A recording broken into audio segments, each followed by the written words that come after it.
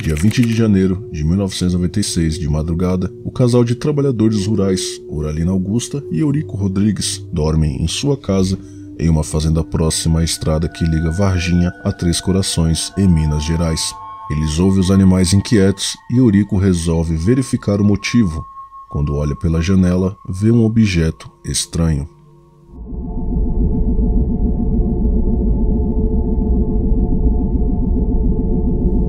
Ele chama sua esposa e ficam surpresos com o que veem.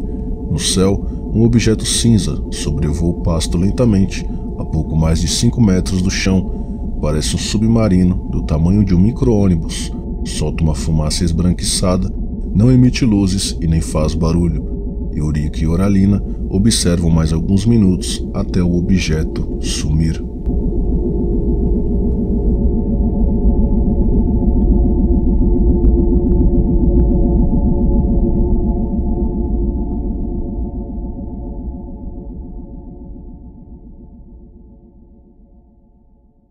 Às 8 horas da manhã, o Corpo de Bombeiros de Varginha recebia uma chamada telefônica anônima. Campos Elíseos, Cobom. Café, Cobom. Positivo Elíseos, QRX, Casa Verde, é o Cobom. A pessoa pediu aos bombeiros que investigassem uma estranha criatura vista em um parque no norte do distrito Jardim Anderê. 2 horas depois, os bombeiros chegavam ao Jardim Anderê para fazer a busca no parque. Como esperavam encontrar um animal selvagem, levaram equipamentos apropriados como jaulas e redes. Várias testemunhas oculares dizem ter visto os bombeiros subirem por uma encosta íngreme até as áreas mais arborizadas do parque. Enquanto os bombeiros capturavam a criatura, o chefe do grupo entrou em contato com a base militar que fica perto do local.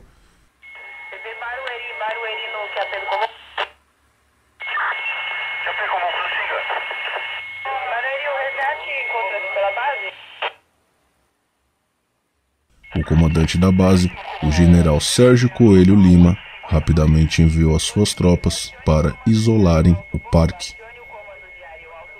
E por que os bombeiros envolveriam os militares na captura de um animal? Um homem, o operário de construção, Henrique José, testemunhou todo o incidente do terraço de uma casa vizinha ao parque e, mais tarde, contou aos investigadores que 4 bombeiros encurralaram uma criatura com suas redes, aprisionaram-na em uma caixa de madeira e depois a entregaram aos militares.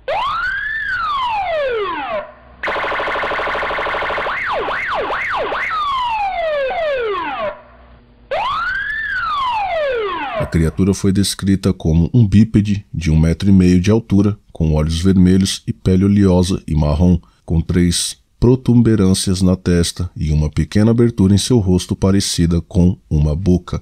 Testemunhas afirmaram que ela produzia um estranho som semelhante ao zumbido de abelhas e parecia estar ferida. Se o general Lima ficou satisfeito com a eficiência da operação, muito em breve ficaria decepcionado. Mais tarde, no mesmo dia, o pesquisador de OVNIs, o Birajara Franco Rodrigues, que desconhecia o primeiro incidente, foi informado de uma outra estranha ocorrência.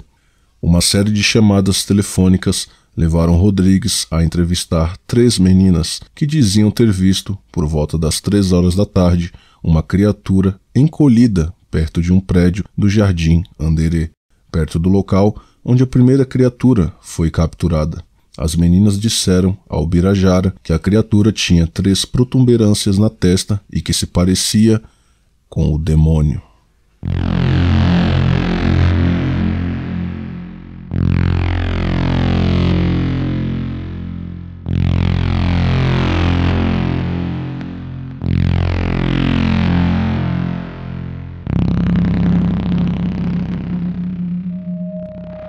Depois do encontro, correram aterrorizadas para casa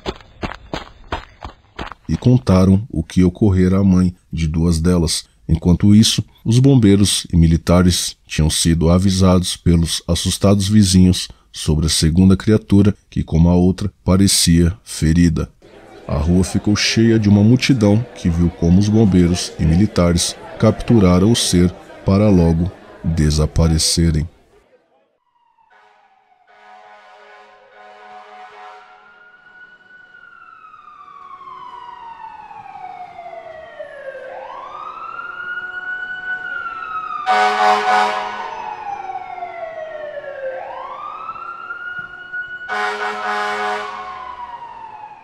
Foi apenas uma questão de tempo para que os caminhos de Ubirajara e Paksini, um colega ufólogo, se cruzassem. Paksini estava investigando os acontecimentos da manhã do dia 20 sem saber do segundo incidente. Os dois ufólogos logo perceberam que estavam investigando dois casos distintos. Unindo forças, lançaram uma campanha solicitando entrevistas com mais testemunhas.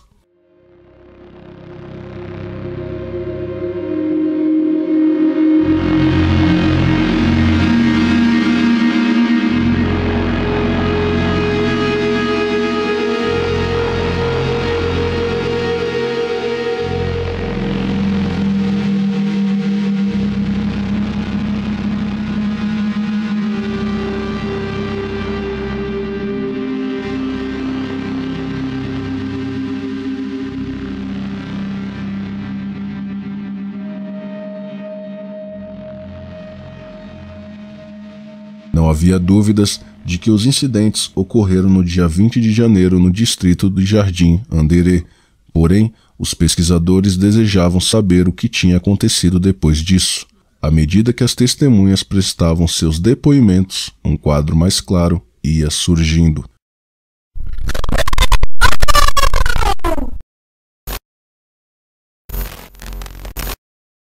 Aparentemente, a primeira criatura, capturada no sábado de manhã, foi levada para a escola de sargentos de Três Corações, ao sudeste de Varginha. Contudo, nenhuma das autoridades que interviam no caso revelaram o que ocorreu depois. Sabe-se apenas que um policial que esteve presente no incidente do sábado de manhã tinha sido ferido pela criatura. Morte do policial.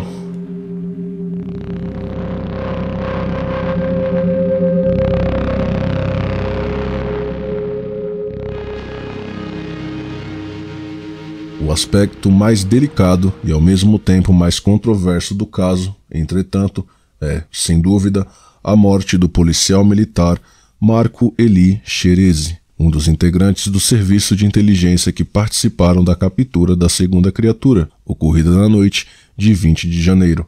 Logo nos primeiros meses da investigação, surgiram, a partir de outras fontes, principalmente através de um militar da reserva, informações sobre um policial que havia falecido de infecção generalizada após ter tido contato direto com um dos seres. Devido à gravidade da situação, o assunto foi tratado com todo cuidado pelos pesquisadores envolvidos na investigação, enquanto Ubirajara Rodrigues buscava mais informações.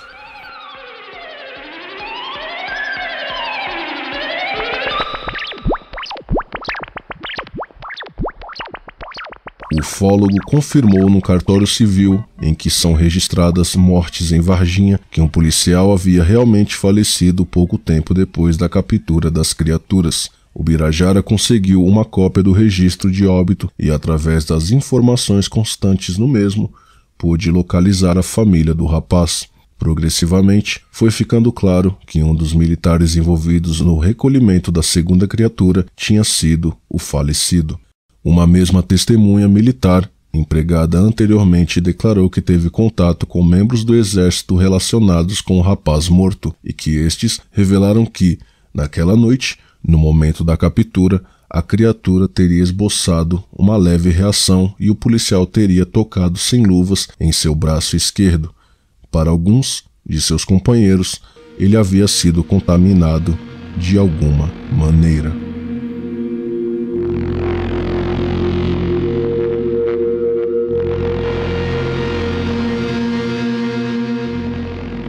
A família de Marco Xerezi conseguiu inicialmente apenas abrir um inquérito na delegacia local para apurar possíveis responsabilidades médicas que teriam levado à sua morte.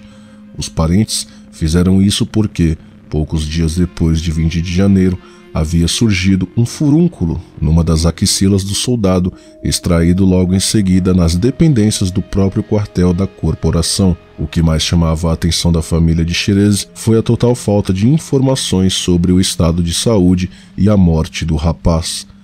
Ele foi enterrado e, mesmo assim, meses depois, ninguém sabia exatamente os motivos de seu óbito. O próprio delegado de Varginha, que presidiu o inquérito, apesar de sua insistência perante a corporação militar em que Xerez servia, não conseguiu ter acesso à documentação oficial ligada à necrópsia do soldado. A sonegação de informações sobre tal fato é simplesmente um desrespeito à família.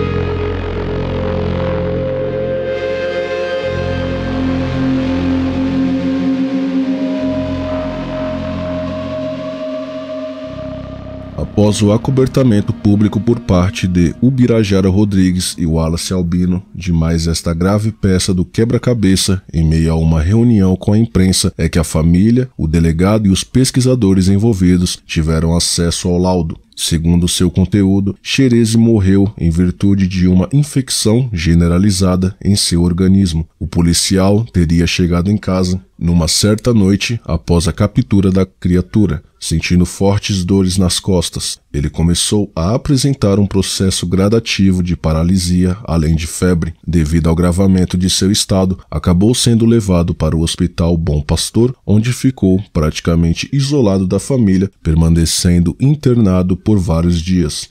Seus familiares, em especial sua irmã Marta Antônia Tavares, que ia com mais frequência ao hospital, não conseguiam entrar em contato sequer com o médico responsável pelo tratamento de Xerez e muito menos descobrir qual era a sua doença.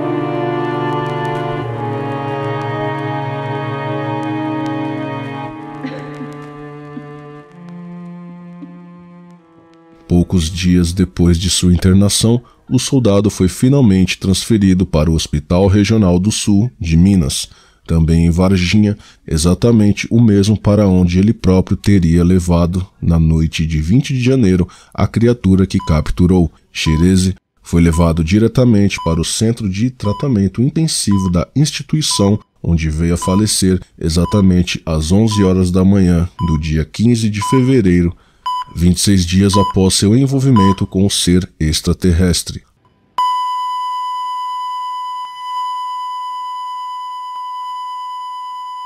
Apesar de terem sido feitos todos os testes e exames possíveis em busca de um diagnóstico, a verdade é que isto não foi conseguido a tempo, como declarou o próprio delegado que presidia o inquérito em seu relatório ao juiz. Simplesmente, os médicos que trataram Xerez não sabiam como combater a doença que ele tinha.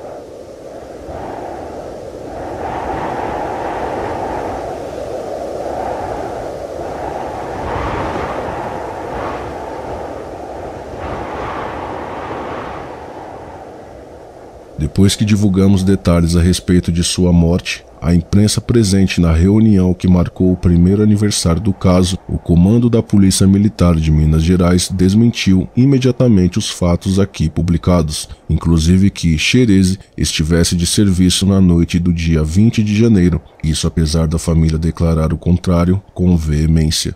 Nesse ponto da narrativa, é importante lembrarmos que foi justamente a criatura encontrada e capturada pelo policial que também saiu morta de tal encontro após vários dias de internação num outro hospital da cidade, o Humanitas. Haveria alguma ligação entre esses óbitos?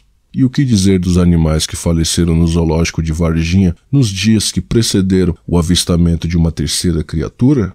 De que maneira fazem parte dessa trama? São questões para as quais ainda não temos respostas.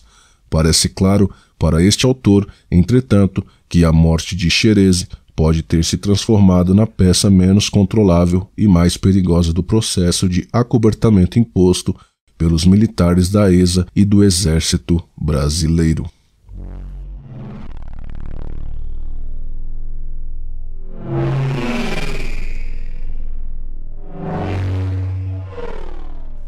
Operação Anões Grávidos.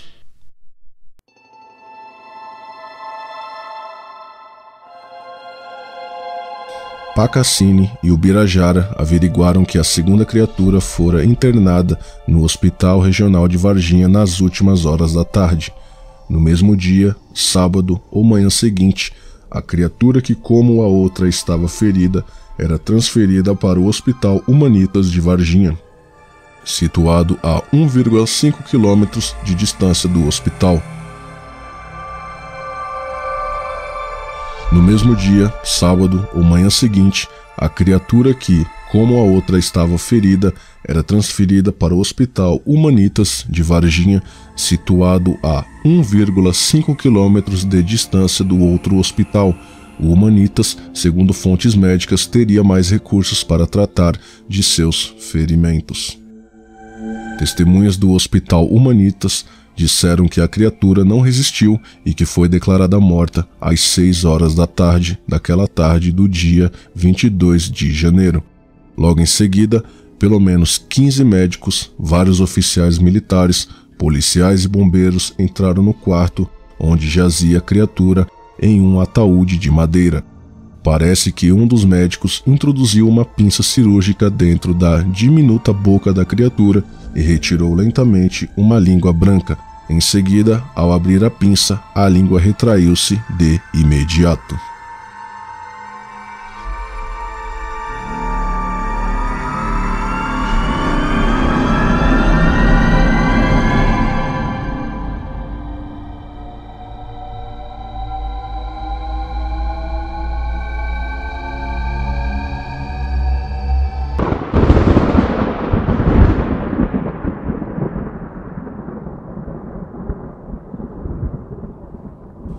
As mesmas testemunhas também disseram que a criatura tinha 3 dedos e, novamente, 3 protuberâncias na testa. Não possuía órgãos sexuais, mamilos e umbigo.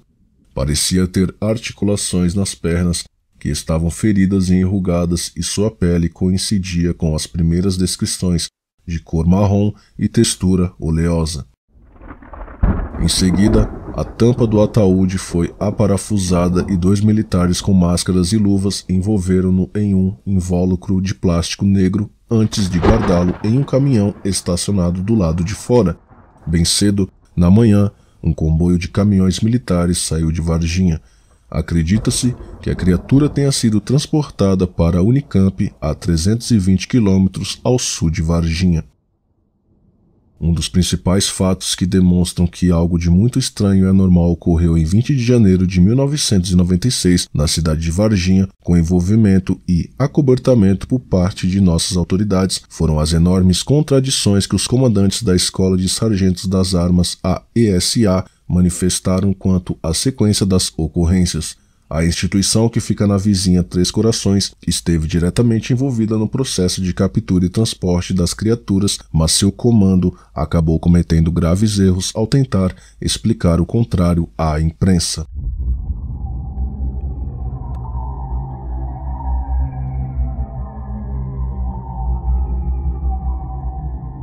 Em 8 de maio de 1996, o general de brigada Sérgio Pedro Coelho Lima, comandante da ESA, na ocasião, compareceu a uma entrevista coletiva em que leu um comunicado da instituição que comandava, afirmando que, abre aspas, nenhum elemento ou material da escola teve qualquer ligação com os aludidos acontecimentos daquele dia, 20 de janeiro, sendo inverídica toda e qualquer comunicação contrária, fecha aspas. E instituiu com os jornalistas que nada de anormal havia ocorrido na cidade.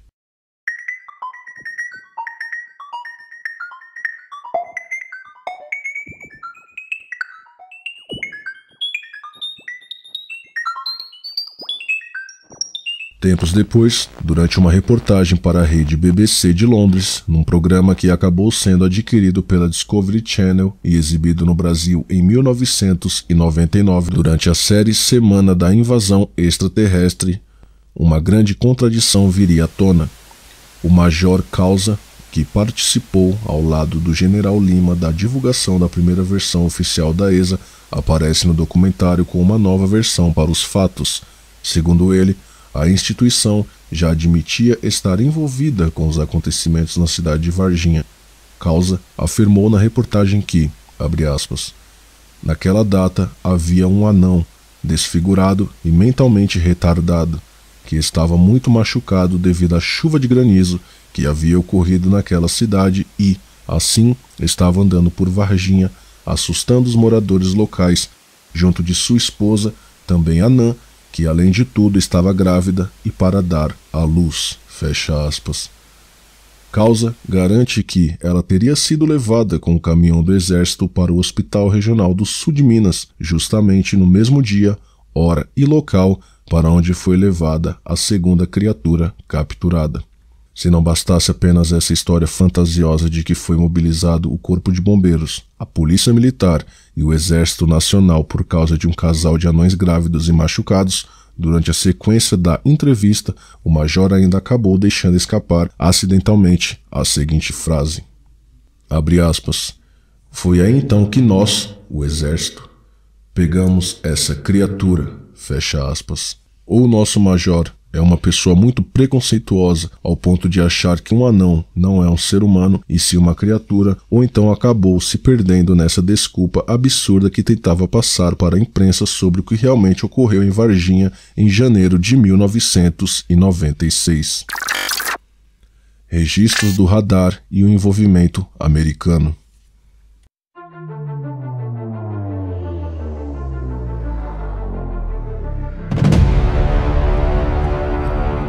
Durante suas investigações, Paccassini entrevistara um operador de radar do Exército Aéreo Brasileiro. Esse operador revelou que os Estados Unidos da América entraram em contato com o Exército Brasileiro e avisaram que estavam seguindo o rastro de um OVNI que entrava no espaço aéreo brasileiro. O alerta chegou completo, com as coordenadas de longitude e latitude, porém, os norte-americanos não puderam dizer se o OVNI aterrissaria sem se acidentar. O estranho objeto de cor cinza foi observado pelo casal Oralina e Eurico entre Varginha e Três Corações. Paccassini também averigou que em Varginha haviam ocorrido várias aparições nos dias anteriores aos incidentes.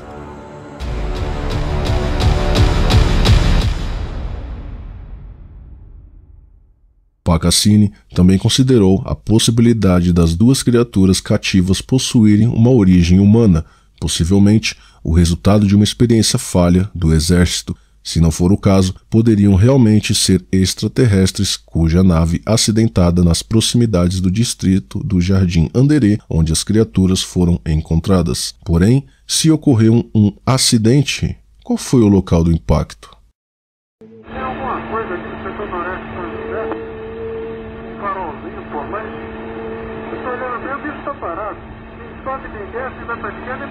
Tá paradinho lá. Tô olhando, não é estrela não parou.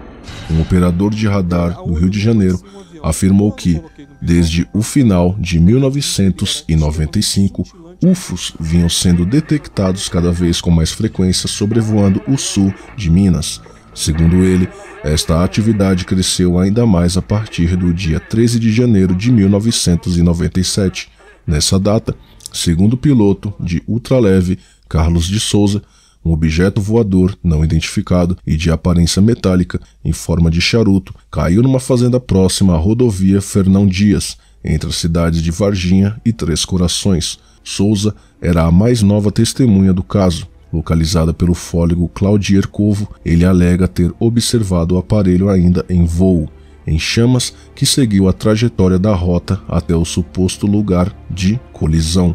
Ao chegar ao ponto de impacto, situado na fazenda Maiolino, teria encontrado militares do exército recolhendo os destroços.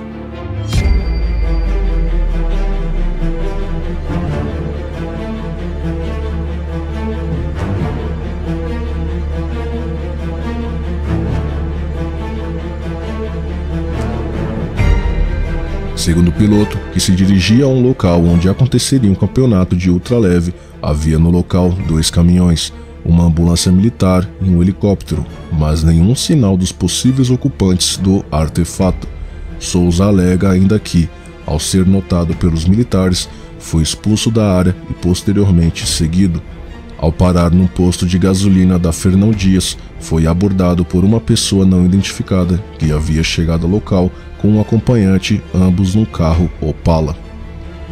O cidadão abordou o piloto e sugeriu que esquecesse o que tinha visto. Na realidade, segundo a testemunha, houve mais do que uma simples sugestão, um tom de ameaça no ar. Souza preferiu seguir o conselho, permanecendo em silêncio durante vários meses, até que, lendo uma matéria sobre o caso, resolveu procurar o pesquisador e relatar o sucedido.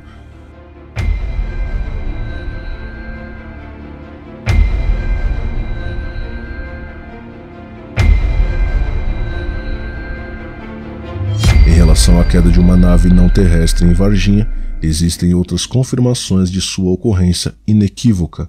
Entre elas, testemunhas militares que também revelaram ter visto chegar à ESA 2 caminhões carregando os fragmentos metálicos. Isso para não falarmos dos depoimentos do senhor Eurico de Freitas e sua esposa, Dona Oralina, que informaram ter observado próximo à cidade, numa madrugada daquela semana, um objeto voador em forma de cilindro e de aspecto metálico, aparentemente com problemas, voando baixo e soltando algo semelhante à fumaça.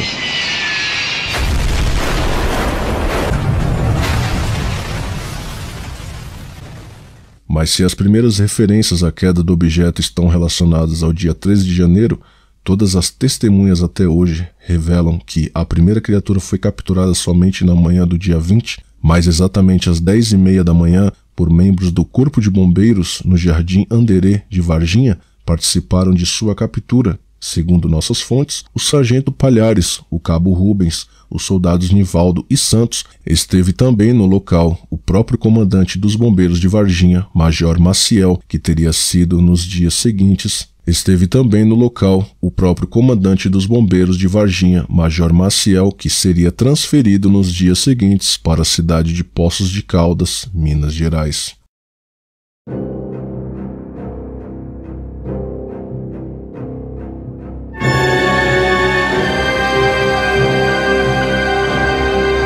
A criatura estava visivelmente ferida e, após sua captura feita, com a ajuda de uma rede, foi transferida para uma caixa de madeira e retirada da cidade no interior de um caminhão do exército.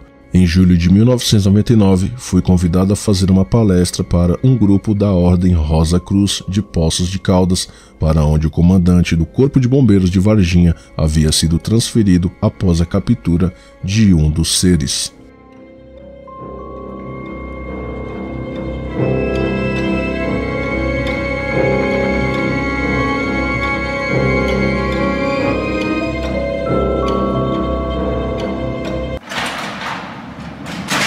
Terceira criatura.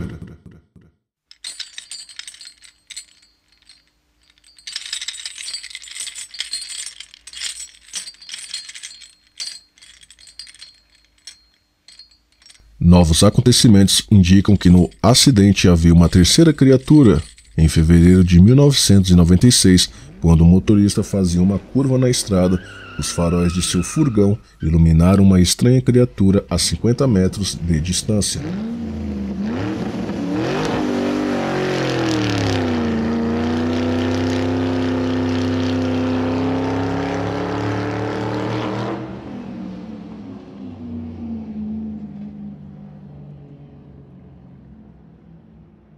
Quando o assustado freou,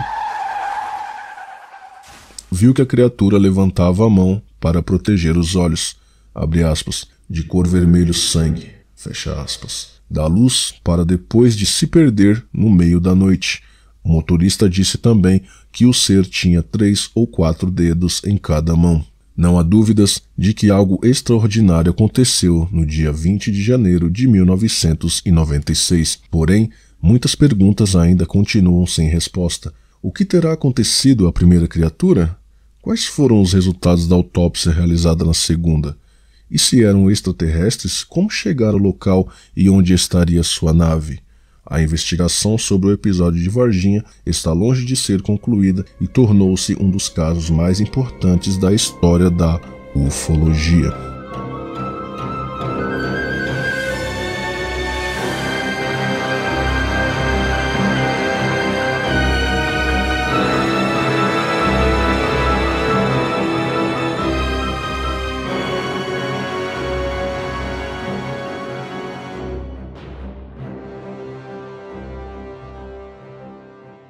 Mais 2 criaturas.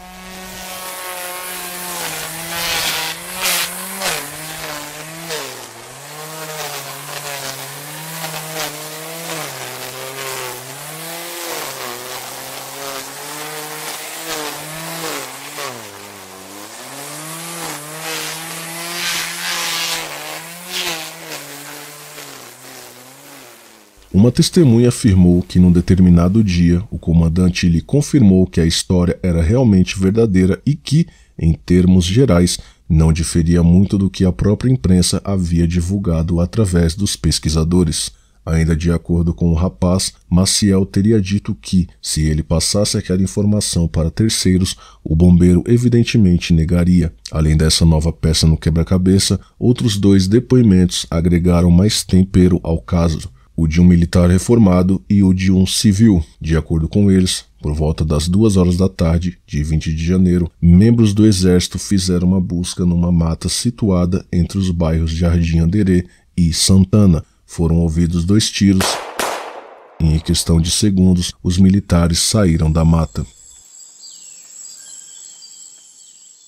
2 deles estavam carregando sacos de campanha, dentro de um dos quais havia algo que se movia, enquanto, no segundo, apesar de conter alguma coisa do mesmo tamanho, não foi notado movimento. Alguns pesquisadores sugerem que mais 2 criaturas foram localizadas e capturadas, talvez atingidas pelos disparos, mas ainda não existem evidências definitivas que permitam essa interpretação.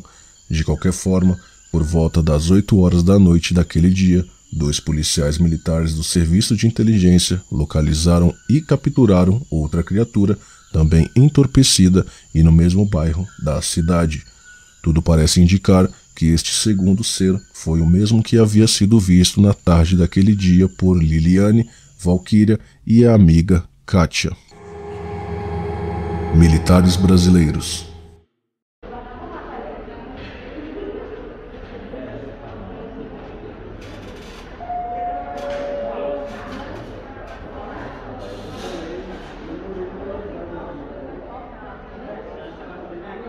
Alguns dos aspectos mais importantes do caso Varginha estão relacionados a este ser que, segundo os depoimentos, foi conduzido após a captura para o Hospital Regional do Sul de Minas, situado no centro da cidade, e horas depois transferido para o Hospital Humanitas, onde acabou por falecer. Segundo testemunhas civis e militares, todos os esforços foram efetivados para mantê-lo com vida. Além da testemunha que conheci pessoalmente, cuja gravação do depoimento em vídeo foi o responsável, o Birajara Ipakacine, conseguir o outro relato, também gravado em vídeo, sobre esse aspecto do caso. O depoimento foi prestado por outro soldado do exército, que também participou do comboio responsável pela retirada da criatura da cidade. Através dessa fita, pudemos ver que o militar estava visivelmente abalado com o que presenciara.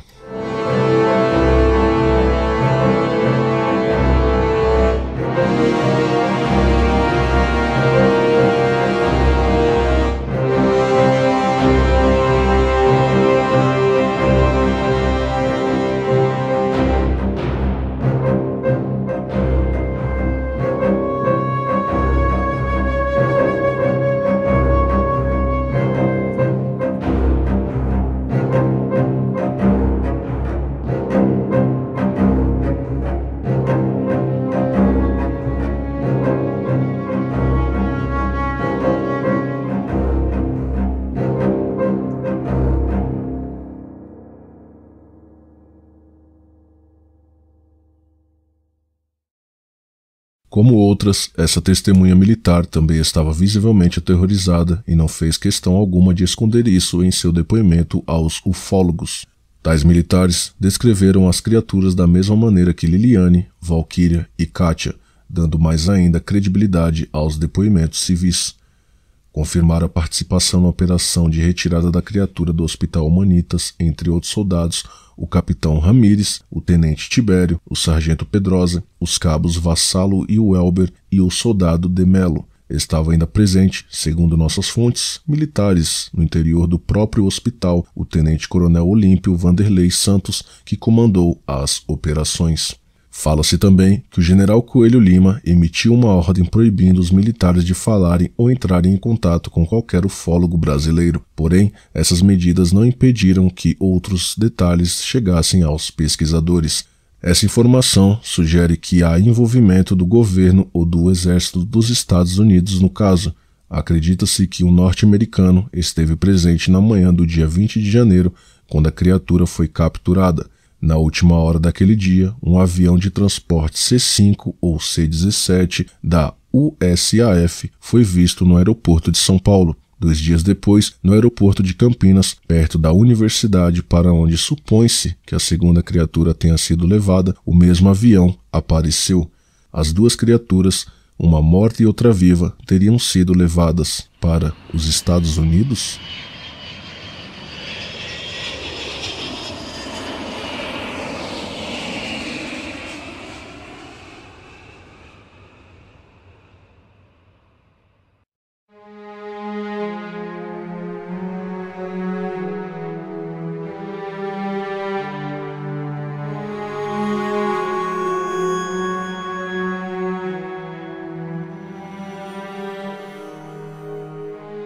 Em abril de 1996, Luísa Silva, mãe de 2 das meninas que viram a segunda criatura, disse que 4 estrangeiros a visitaram em sua casa.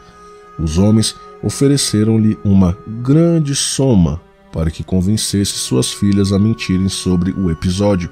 Quando a senhora Silva se negou a fazê-lo, os homens prometeram voltar e foram embora em um Lincoln azul de 1994.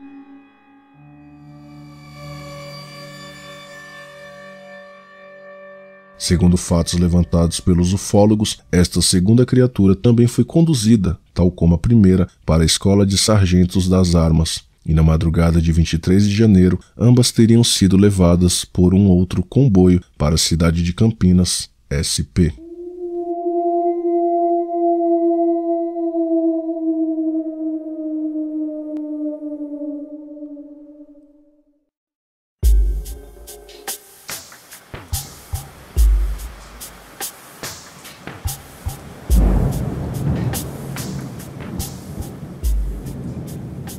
Após passarem pela Escola Preparatória de Cadetes do Exército, foram transferidas para a Universidade de Campinas, Unicamp, onde pelo menos uma delas foi entregue ao médico legista Fortunato Badam Palhares. Mas apesar de termos 2 testemunhas civis que garantem inquestionavelmente o envolvimento de Palhares, ele continua negando publicamente qualquer forma de envolvimento com a história, o que não pode ser considerado uma surpresa. Com o passar de algumas semanas, outras criaturas apresentando os mesmos aspectos foram aparentemente encontradas por civis em diferentes pontos da região. A primeira delas foi detectada pela senhora Terezinha Galo Klepf, esposa de um dos políticos mais conhecidos da região, durante uma festa realizada no restaurante Pai Querer, que fica dentro do zoológico de Varginha, na noite de 21 de abril. Dona Terezinha informou que a criatura apresentava olhos grandes de cor avermelhada, aparentemente sem pupilas e luminosos. Sua boca não passava de um pequeno traço horizontal, praticamente não dava para se notar o nariz, e a pele do ser tinha uma coloração marrom escura. Apresentava ainda um capacete dourado envolvendo sua cabeça que a diferenciava dos seres capturados. O suposto ET estava totalmente imóvel. Seus olhos, entretanto, abriam e fechavam. Ainda segundo Dona Terezinha, aquele ser estava a apenas 5 metros de distância da varanda do restaurante, para onde havia se dirigido sozinha. Sob forte impacto emocional, ela entrou no salão onde era realizada a festa e pediu para seu marido levá-la embora, só revelando mais tarde sua experiência. Curiosamente, nos dias que antecederam o acontecimento, morreram de maneira misteriosa, no mesmo zoológico, vários animais que, apesar de terem suas vísceras estudadas, não se sabe do que morreram. Abre aspas. Não foi encontrado qualquer sinal que justificasse o acontecido, fecha aspas, declarou o Birajara. Em maio de 1996, poucos dias depois do incidente com Dona Terezinha, mais uma criatura apresentando semelhança com as anteriormente descritas foi avistada, desta vez aparentemente tentando atravessar a estrada que liga Três Corações à vizinha Varginha.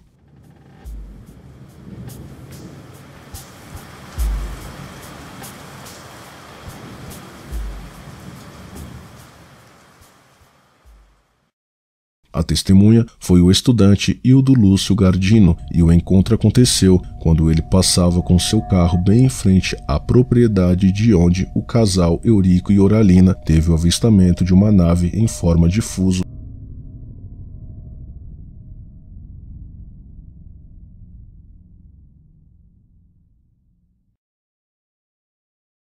Homens de Preto.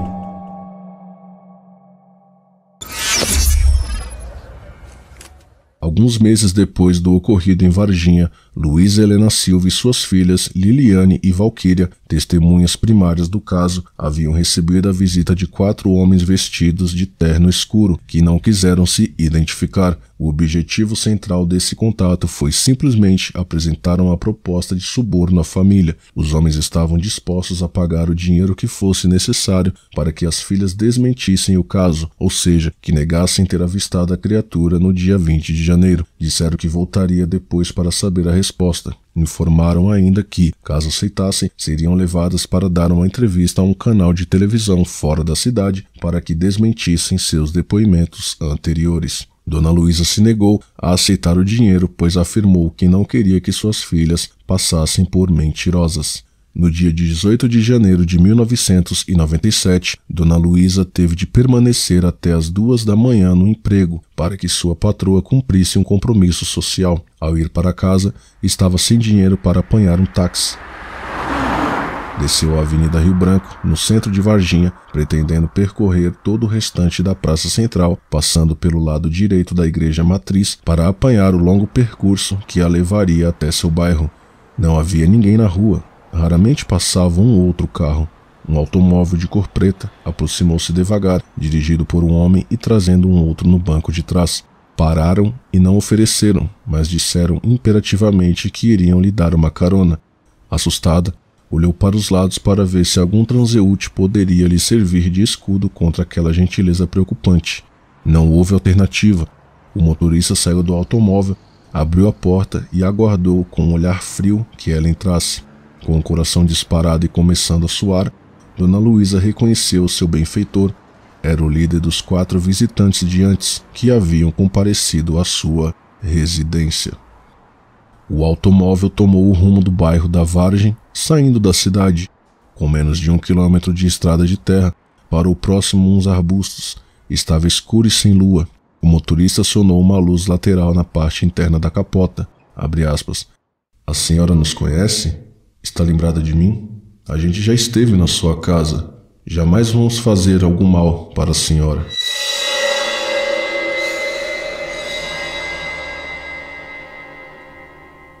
O cidadão do banco de trás não pronunciou uma palavra.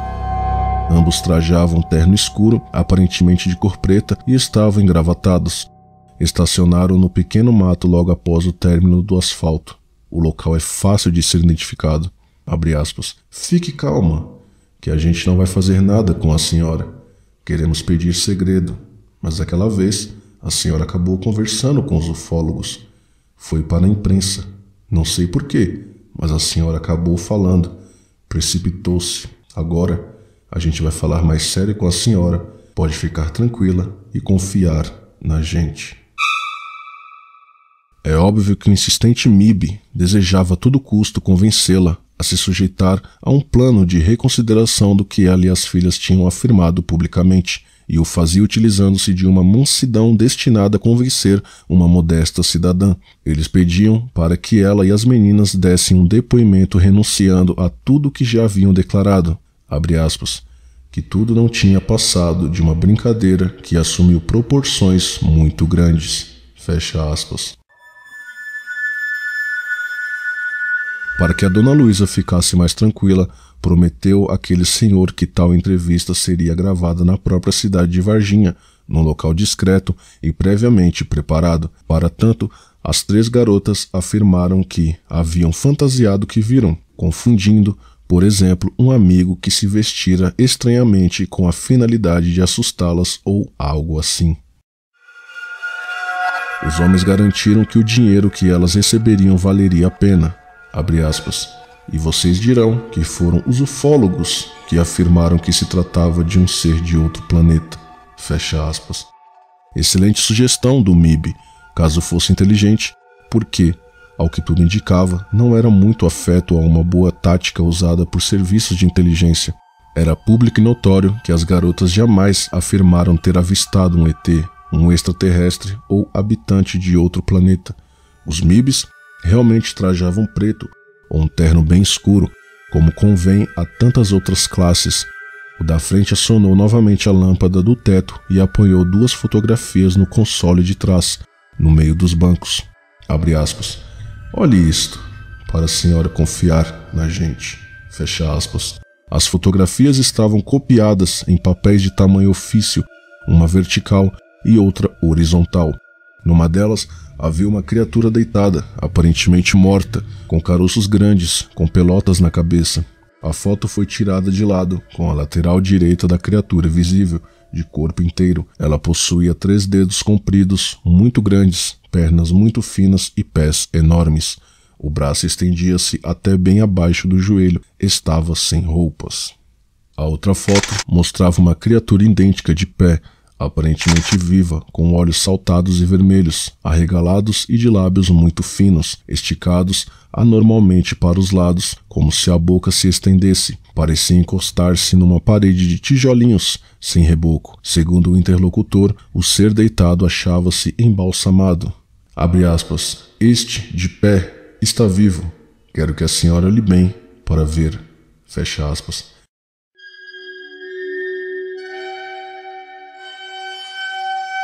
Pediu mais uma vez que confiasse. Dona Luísa ainda suplicou, abre aspas, se eu resolver tomar a decisão de levar minhas filhas, isso vai pegar mal para todos, porque o que viram é a pura verdade. Por que vocês não jogam limpo? Se tudo isso é verdade, gente, fecha aspas. Seu interlocutor foi preciso na resposta, abre aspas. Olhe, a senhora está fazendo muita pergunta. Quem faz pergunta aqui somos nós, fecha aspas. Dona Luísa insistiu em saber sobre quem e de onde eram, por que insistiram em esconder os fatos, etc. Não lhe responderam. Há, no entanto, um detalhe extremamente importante no diálogo mantido. Por várias vezes, afirma a mãe das garotas, ela teria implorado para que a deixassem ir. Em tais ocasiões, utilizar a expressão, abre aspas, pelo amor de Deus, fecha aspas. Aí sim, ocorreu uma reação de tom mais hostil por parte daquele homem. Abre aspas. Pare de falar, pelo amor de Deus. Chega de falar. Confie em mim. Fecha aspas. exigiu um interlocutor, o que demonstrava estranha, curiosa e inesperada e visivelmente sintomática reação de um agente secreto. Após ter sido bastante incisivo em determinar que parasse com aquele tipo de súplica, continuou insistindo pela ida das meninas para, abre aspas, fazer uma entrevista conosco. Só isso. Não queremos te prejudicar. Fecha aspas. E que para tanto pagariam em dólares.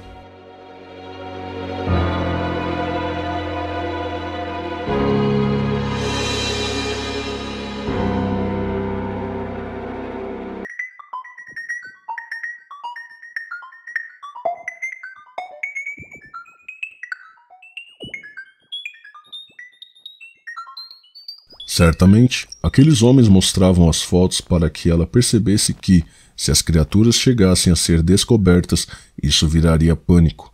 Dona Luísa, que pretendia livrar-se o mais rápido possível daquela situação, forneceu o telefone da residência onde trabalhava como doméstica e prometeu falar novamente com as filhas. Disse posteriormente que achava os visitantes muito chiques, vestindo-se bem, abre aspas, é gente preparada, rica, pelo que se nota, de ótima posição, fecha aspas. Ao final da conversa, deixaram-na relativamente longe de casa, tendo ela que subir toda uma avenida a pé, após atravessar uma longa via asfaltada que lhe dava acesso. Já era por volta de 5 da manhã. Pelo visto, a insistência durara cerca de 3 horas.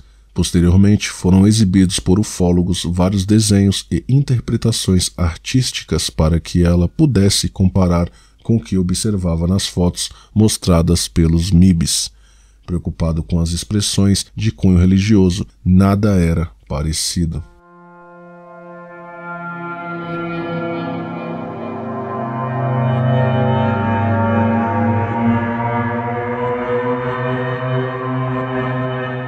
A existência da foto horizontal, mostrando uma criatura deitada, é de suma importância. O muro de tijolinhos e sem reboco, da mesma forma.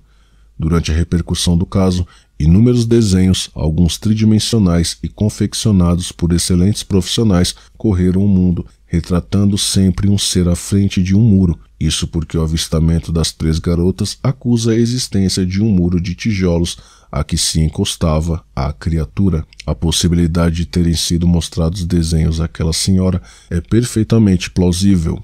Homens de preto? Agentes secretos? Militares? Agentes de instituições moralistas? Como instituições e como moralistas poderíamos encontrar muitas. Depende do sentido amplíssimo que se possa dar ao conceito de moralista.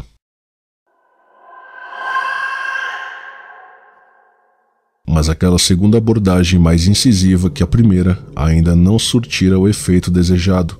O tal serviço de inteligência teria entrado em desespero e resolvera tentar uma última cartada, o que não parece ser método habitual de algum órgão desse tipo.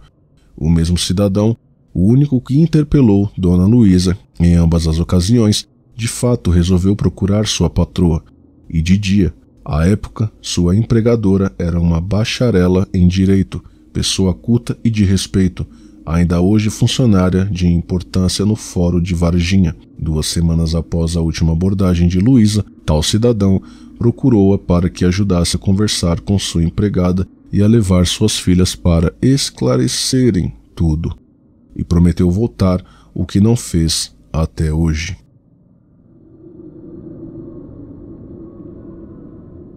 Uma testemunha ocular do caso ET de Varginha.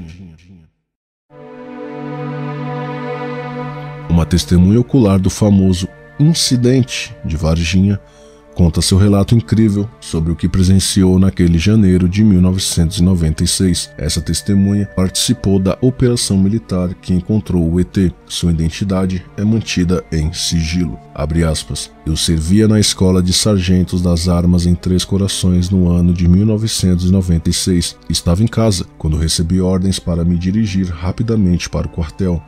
Eu era do pelotão de operações especiais e aquele tipo de chamado era comum. Fui um dos primeiros a chegar no quartel.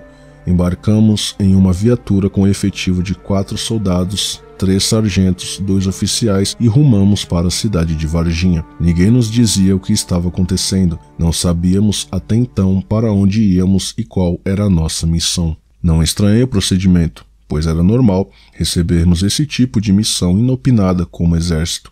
No jargão militar chamamos de manda-brasa. Parecia só mais um exercício de rotina, só a presença de um oficial superior, um major, no comando da operação saía da rotina.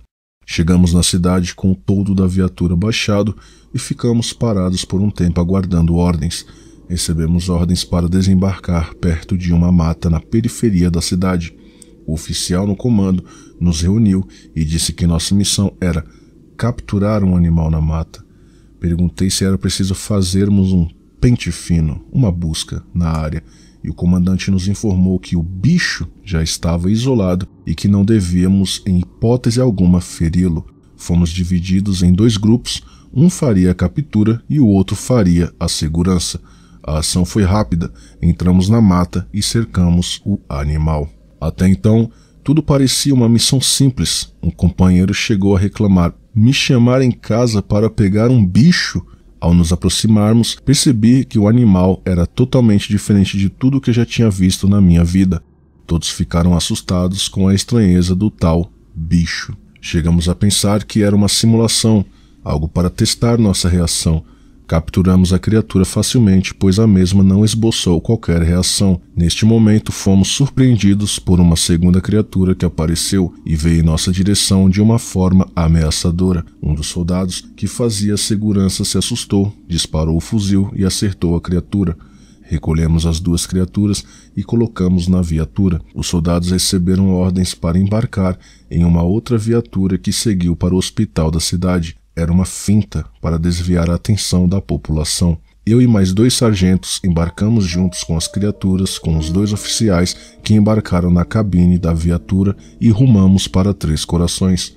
Chegamos no quartel e militares da 2ª seção de inteligência e informações, nos interrogaram separadamente. Em seguida, foi dada uma explicação para o que tinha acontecido, mas não era convincente. Depois, aos sargentos, foi dada outra completamente diferente e nos foi pedido sigilo. Esta última explicação, na época, foi convincente. Prefiro não comentar sobre tal versão, pois a mesma é oficial e confidencial, mas nada foi mencionado sobre as naves e seres espaciais. Ficamos no quartel por uns dias, uma espécie de quarentena. Depois fomos liberados, mas mesmo assim tínhamos que toda noite, durante um certo tempo, responder ao pernoite, dormir no quartel. A história sobre o ET fiquei sabendo pela TV. Até uns 2 anos depois do ocorrido, mesmo tendo participado do fato, nunca acreditei na versão da mídia e sim na versão apresentada. A semelhança das criaturas com o macaco dava sentido à versão do exército. Elas eram muito parecidas com o macaco-aranha, um macaco da região amazônica. O tamanho, os membros alongados, a falta de polegar na mão, entre outros detalhes. A estranha aparência humana também fazia sentido, pois a criatura não tinha pelos. A pele da que estava viva era extremamente clara e da outra um pouco mais escura. A cabeça era um pouco desproporcional ao restante do corpo e o rosto lembrava uma criança recém-nascida, apesar do nariz ser bem pequeno e chato, semelhante ao do macaco em questão. Fiquei na dúvida sobre o sexo das criaturas, pois não era possível ver a genitália dos seres, mas a massa corporal do que estava morto era bem maior do que do outro, o que nos fez pensar que o morto era macho e o vivo uma fêmea. Na versão oficial, a criatura se tratava de um animal, mas alguns detalhes me levaram a crer que o ser possuía inteligência.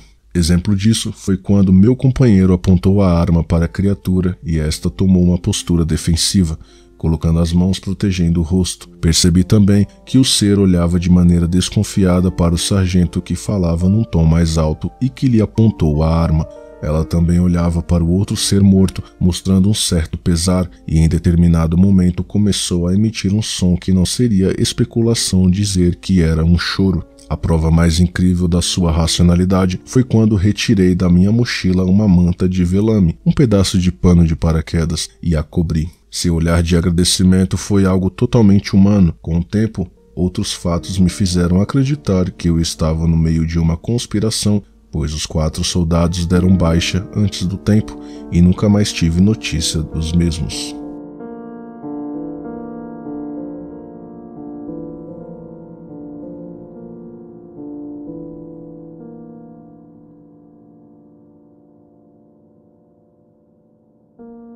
Um dos sargentos envolvidos também sumiu e seu nome não há mais consta nos registros do Exército. Continuei mantendo contato com o outro sargento que foi transferido no ano seguinte. Nós dois tivemos o mesmo problema de saúde.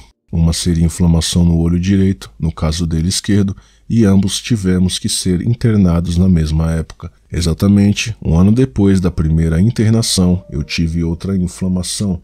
Dessa vez no outro olho. Eu e os outros 2 sargentos e o oficial subalterno, num prazo curto, sofremos punições, todos em circunstâncias duvidosas, possivelmente para nos desacreditar caso resolvêssemos falar sobre o acontecido. É difícil dizer o que realmente aconteceu naquele dia.